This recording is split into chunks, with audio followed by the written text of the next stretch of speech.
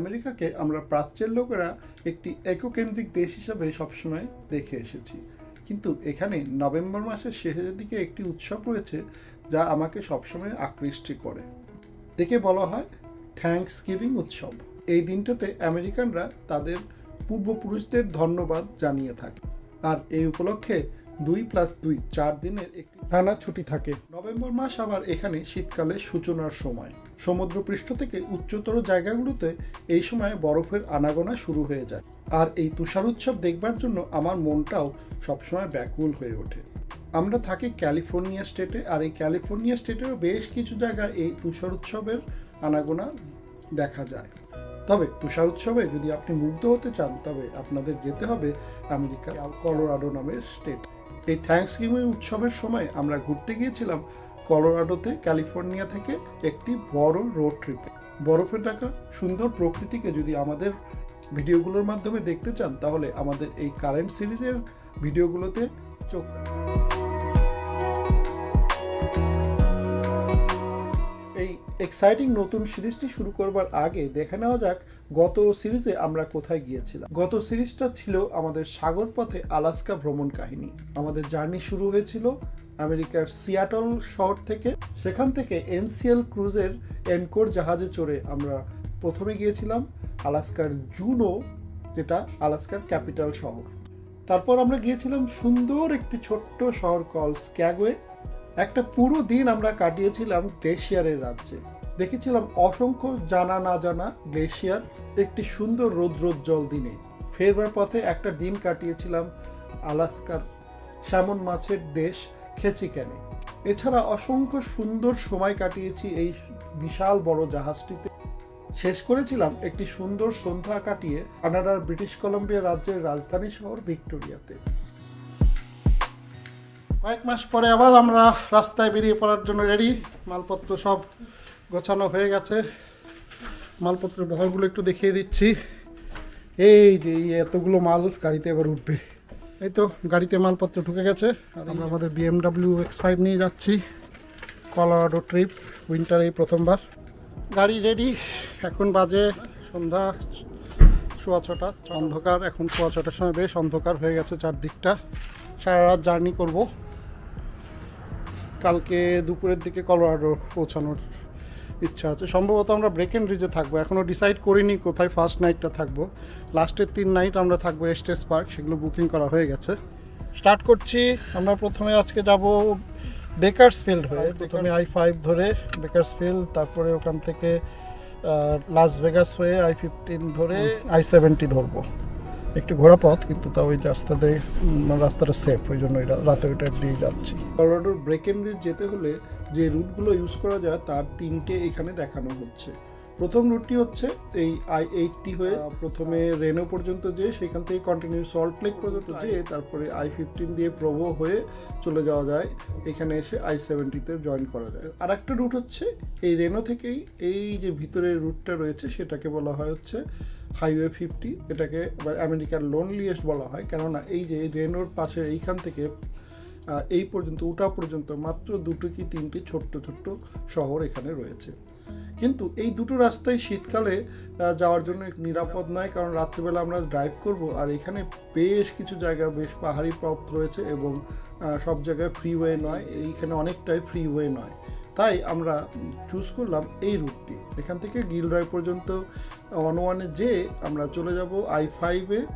I-5 থেকে বেকারসফিল্ড হয়ে I-58 ধরে চলে যাব এবং সেখান থেকে লাস ভেগাসের I-15 ধরে এই পর্যন্ত এসে স্যালিনার দিকে এইখানে I-70 হয়ে ব্রেকেনরিজ চলে যাব।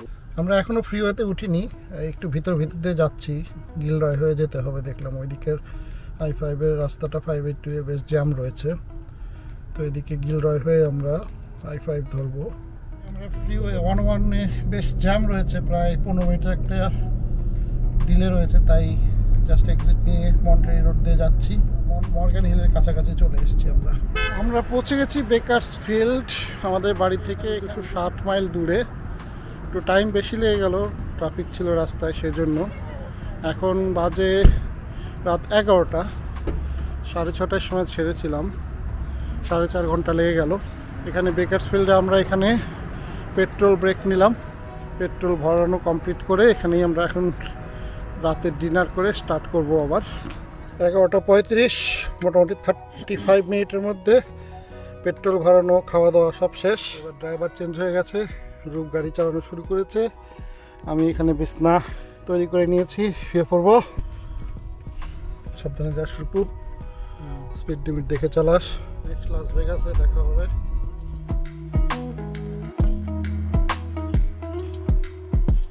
রাত প্রায় 3টের মতো আর আমরা পৌঁছে গেছি লাস ভেগাস। লাস ভেগাসের সেই বিখ্যাত হোটেলগুলো একটা একটা করে পার হয়ে যাচ্ছি আমরা। আপনারা অনেকেই হয়তো জানেন I-15 অ্যাকচুয়ালি স্ট্রিপ বা লাস ভেগাসের যে মেইন রোডটা আছে তার প্যারালালেই চলে। আমরা লাস ভেগাস পার করে জাস্ট একটু এসেছি আর এখানে আমরা গ্যাস স্টেশনে দাঁড়িয়েছি। এখন রাত 3টে বাজে, 40 মিনিট আগেই পৌঁছে দিয়েছে। এখানে আমাদের 3:30টায় পৌঁছানোর কথা। এখন আমরা ছাড়ছি এখান থেকে, আরও 300 মাইল যাব, তারপর নেক্সট স্টপ করলাম। গ্যাস স্টেশন থেকে স্টার্ট করার পরে এবার আমাদের নেক্সট ডেস্টিনেশন উটাতে আমরা দাঁড়াবো। I-70তে ওঠার একটু পরে আমাদের নেক্সট স্টপেজ হবে। I-15 থেকে আমরা I-70 নিয়ে নিলাম, বড় চলে যাবো এই I-70 ধরেই।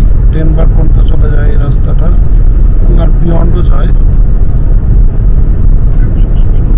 আকাশের রংটা বেশ সুন্দর, লাল লালচে।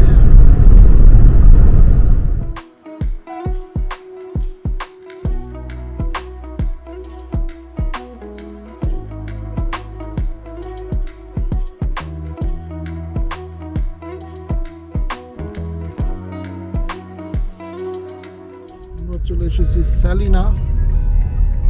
I-70 উপরে একটা ছোট্ট বাস ভার মতো, এখানে একটা গ্যাস স্টেশন ছাড়া আর তেমন কিছু নেই। এই লাভ স্টেশনটাতে আমরা দাঁড়াচ্ছি। গুড মর্নিং, আমরা চলে এসেছি স্যালিনা। এই জায়গাটা উঠাতে পরে খুব ঠান্ডা, 28 ডিগ্রি টেম্পারেচার, মানে 0-র চেয়েও 2 ডিগ্রি কম। এই গ্যাস স্টেশনে আমরা দাঁড়িয়েছি পেট্রোল ভরার জন্য। আমরা চলে এসেছি প্রায় 850 মাইল বাড়ি থেকে। কফি নিয়ে নিলাম। এই জায়গাটা বেশ ছোট্ট, সুন্দর, ছিমছাম। এখন সকাল 8টা বাজে এখানকার হিসেবে, আমাদের হিসেবে 7টা। তো স্টার্ট করছি এখন। সারা গাড়ি চালিয়ে পিছনে লোকটাও ঘুমাচ্ছে, একা একা চালাচ্ছি। সারা রাতে চালিয়েছে, ভালো। রাতে ঘুমায় কম, রাতে চালানোটাই আর বেটার, আমার ঘুম পেয়ে যেত। এই জায়গাটা একটু ক্যানিয়নের মতো, দুদিকে বেশ উঁচু পাহাড়, মাঝখানে একটু বেশ রাস্তাটা চলে গেছে। স্যালিনার পরে আর কোনো শহর টহর নেই। এখানে স্যালিনা ক্রিক, এখানে নো সার্ভিস। নো সার্ভিস মানে এখানে কোনো দোকানপাট বা গ্যাস স্টেশন কিছু নেই। এরপরে আমাদের সম্ভবত নেক্সট গ্যাস স্টেশন পাওয়া যাবে গ্রিন রিভার বলে শহরটা, সেটা এখান স্যালিনা থেকে অ্যারাউন্ড 115 মাইল।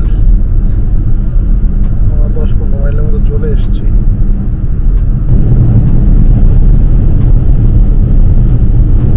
ট্র্যাডিশনাল উটা মাছ, চারদিকে লালচে পাহাড়।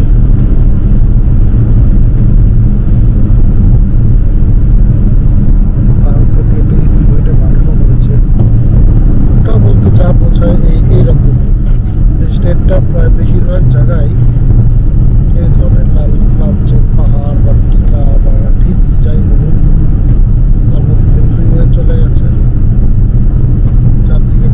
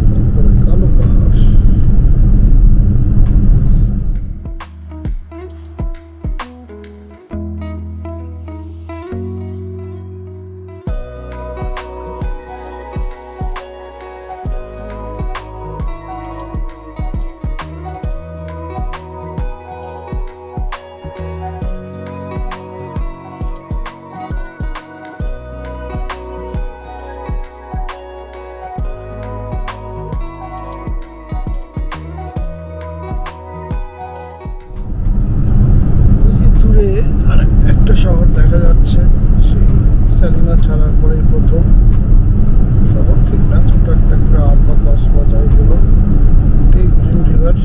এখন বাজে মোটামুটি 8:30, আমাদের ওখানকার হিসাবে 8:30, এখানকার 9:30। তো একটু ঝিম ধরে যাচ্ছিল, সারা রাত তো ঠিক করে ঘুমাইনি, গাড়িতে একটু যা ঘুম হয়েছে, তাই একটু রেস্ট এরিয়ায় দাঁড়ালাম। আমেরিকাতে এইরকম থাকে কিছু কিছু জায়গায় হাইওয়ের পাশে, কারো যদি কোনো রেস্টরুমের দরকার হয় তো এই রেস্ট এরিয়াগুলো খুব উপযোগী। এখানে গাড়ি দাঁড় করিয়ে অনেকে একটু ঘুমিয়েও নিতে পারেন, অথবা একটু রেস্ট নিয়ে তারপরে আবার স্টার্ট করা যেতে পারে। আমি একটু হেঁটে আবার স্টার্ট করব। বাইরে বেশ ঠান্ডা, temperature 24 degree Fahrenheit, that is -2 or 3 degree temperature. এখান থেকে বেশ কিছু ন্যাশনাল পার্ক, উটার ন্যাশনাল পার্ক যেগুলো আছে বেশ কাছে, ক্যাপিটাল রিপ এখান থেকে বেশ কাছে। তারপরে এই যে এতগুলো Arches National Park, Canyons National Park, এগুলো খুব কাছে। ক্রিসেন্ট জাংশন, এইটাই মোয়াবের জন্য জাংশন। এখান থেকে ডান দিকে চলে গেলে এখান থেকে মোয়াব মোটামুটি 50 মাইল। মোয়াব হচ্ছে ওই উটার সব ন্যাশনাল পার্কের মেইন জায়গা।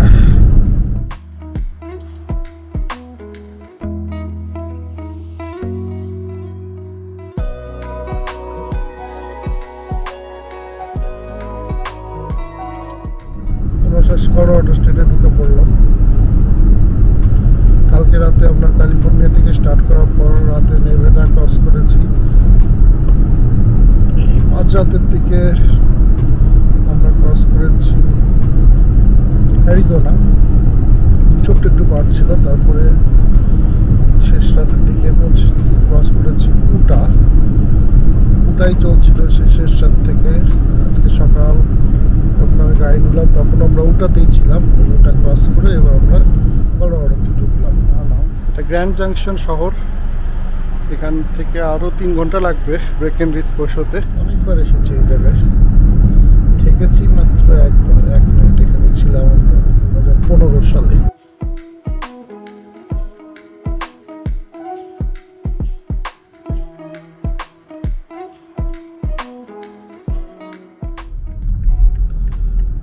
গ্র্যান্ড জাংশনের মেইন শহরটা এইদিকে, আর আমরা এইখান থেকে উঠে পড়লাম I-70-তে।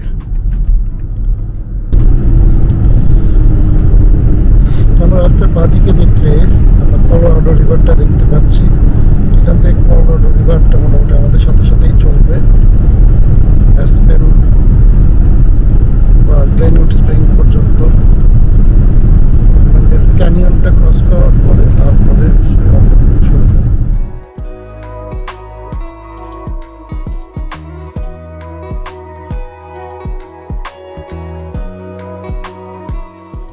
নদীর উপরে একটা ড্যামও রয়েছে, ছোট ড্যাম। এটা এখানে বেশ খুব একটা চড়া না,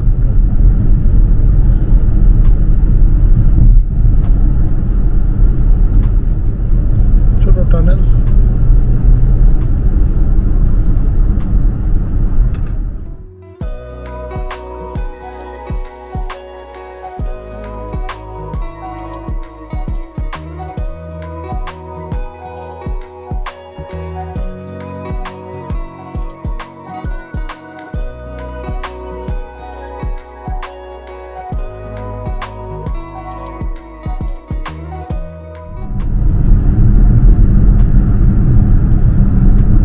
আমরা এখন এসে গেছি গ্লেনউড স্প্রিং শহরটার কাছাকাছি। এখান থেকে অ্যাসপেনের রাস্তাটা আলাদা হয়ে যায়। অ্যাসপেন এখান থেকে আর বোধহয় 50 মাইলের মতো। আজকে অ্যাসপেন যাচ্ছি না।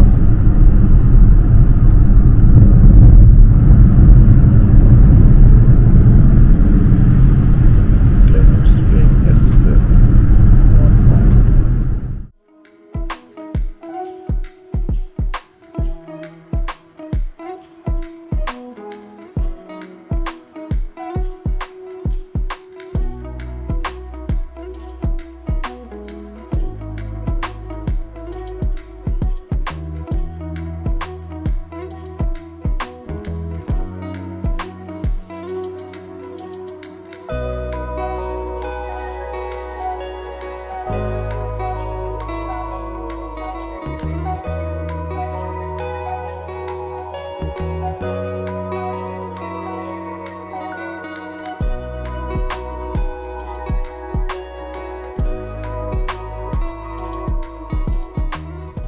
আমরা জাস্ট গ্লেনউড স্প্রিং ক্রস করলাম, এটা একটা রেস্ট এরিয়া। গ্লেনউড স্প্রিং এর রেস্ট এরিয়া। এই যে কলোরাডোর নিউ রিভারটা চলে গেছে, পাহাড়ের গায়ে একটু একটু স্নো রয়েছে, রিসেন্টলি মনে হয় পড়েনি, এক সপ্তাহখানেক আগে স্নোফল হয়েছিল বোধহয়, সেই জন্যই নদীটা এদিক দিয়ে বেঁকে বেঁকে চলে গেছে। ওই যে হাইওয়েটা দেখা যাচ্ছে, আবার ওই হাইওয়ে দিয়েই ধরবো। ব্রেকেনরিজে যাচ্ছি আজকে আমরা, এখান থেকে আরও 110 মাইলের মতো রাস্তা বাকি রয়েছে, ঘন্টা 2-1 মতো লাগবে।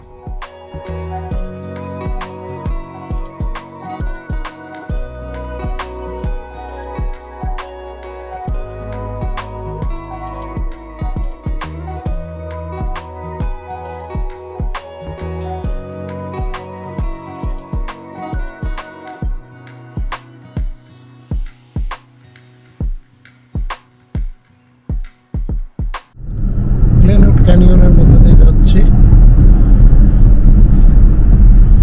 নিচ দিয়ে আমাদের যাওয়ার রাস্তাটা দিয়ে ফেরত আসার, ডেনভার থেকে আসার রাস্তাটা।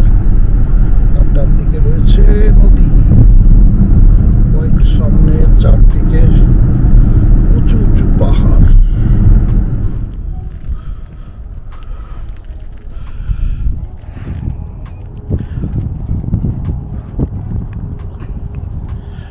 হ্যাঙ্গিং লেকের ট্রেল স্টার্ট এরিয়াতে দাঁড়িয়ে আছি। এখানে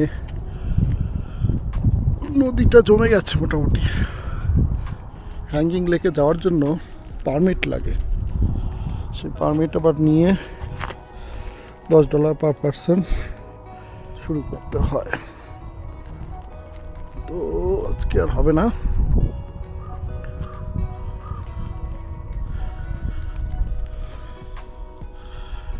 হ্যাঙ্গিং লেক এরিয়াটাই দেখে গেলাম।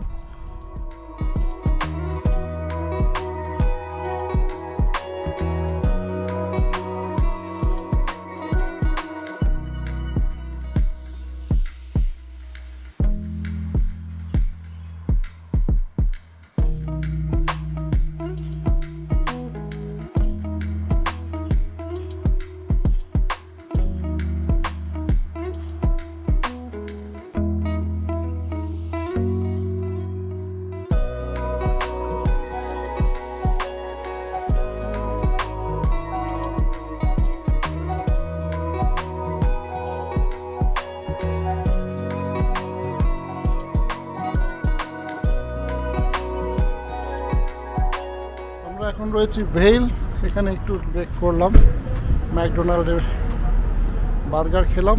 ব্রেকেনরিজেই বুকিং করলাম, ব্রেকেনরিজে যাচ্ছি এবার।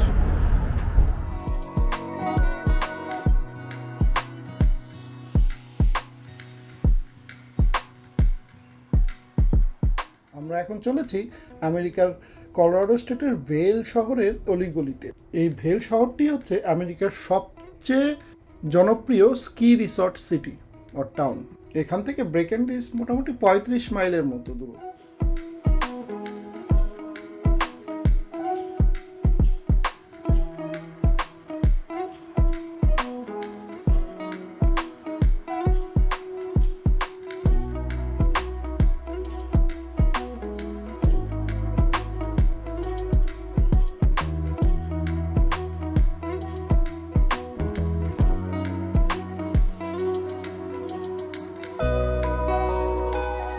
ভেইলের পরে থেকে শুরু করে ডেনভার পর্যন্ত I-70 এই যে সেকশনটা, এই সেকশনটাকে বলা হয় most scenic freeway in America. আর এটা বলা হবে নাই বা কেন, প্রতিটি বাঁকে একটি একটি অসাধারণ দৃশ্য চোখের সামনে যেন একটার পর একটা ছবির মতো চলতে থাকে।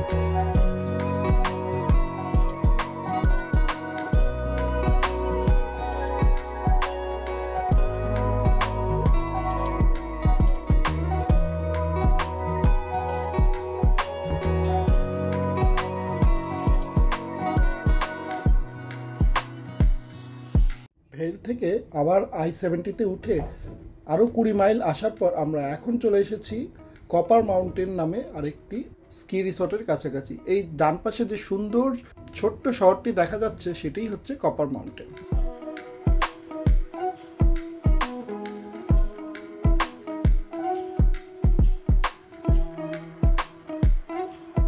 ব্রেকেনরিজ যেতে হলে I-70 থেকে এই দিক থেকে ডেনভারের দিকে যাওয়ার পথে যে এক্সিটটি নিতে হয় সেটি যে জায়গাটা অবস্থিত সেই জায়গাটিকে বলা হয় ফ্রিস্কো।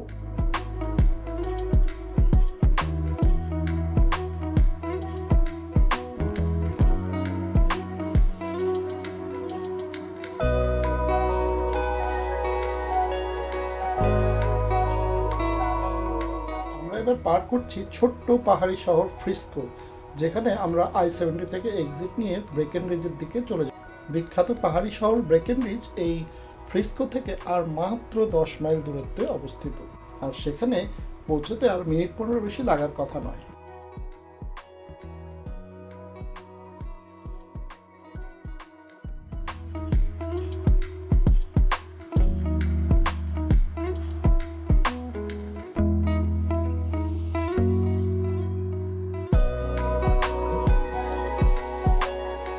ছোট্ট সুন্দর পাহাড়ি শহর এই ব্রেকেনরিজ। আগেও দু একবার এসেছি, কিন্তু এই প্রথম এই ব্রেকেনরিজে আমরা থাকবো, নাইট স্টে করব। আমাদের হোটেল বলবো কি রিসর্ট যাই বলুক, সেটাতে বেশ বড় কিচেন রয়েছে, অতএব কুকিং টুকিং তো করে নিয়ে আসা আছে, একটু গরম করে খেতে কোনো অসুবিধা হবে না।